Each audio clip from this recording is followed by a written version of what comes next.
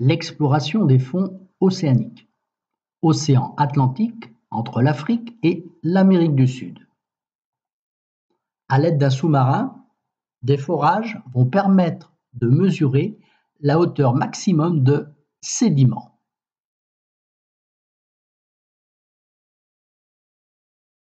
Premier forage, il se situe à 620 km d'une zone appelée dorsale. Deuxième forage, à 500 km de cette même zone. Résultat du forage numéro 1, hauteur maximum de sédiments prélevés, 33 mètres. Pour le forage numéro 2, 26 mètres. Continuons. À 240 km de la dorsale, uniquement 10 mètres de sédiments.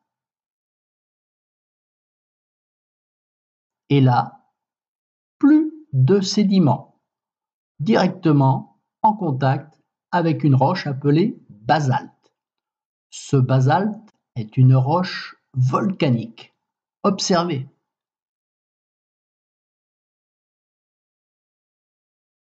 Dans cette zone proche de l'axe de la dorsale, des coulées de basalte se forment en permanence.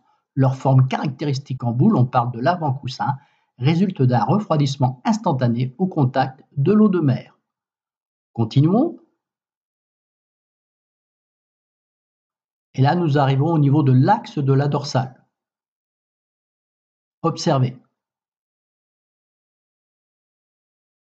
Le sous-marin surplombe une dépression au centre de la dorsale, appelée rift ou fossé d'effondrement. Autre exploration du côté américain, à 240 km de la dorsale, 10 mètres de sédiments. 500 km, 26 mètres. 620 km, 33 mètres. Les mêmes mesures que du côté africain. Résultat, toutes ces données contribuent à valider le fait que l'Amérique et l'Afrique s'éloignent parce que l'océan Atlantique s'agrandit grâce à l'activité permanente de la dorsale. L'épaisseur des sédiments augmente de l'axe de la dorsale vers les continents.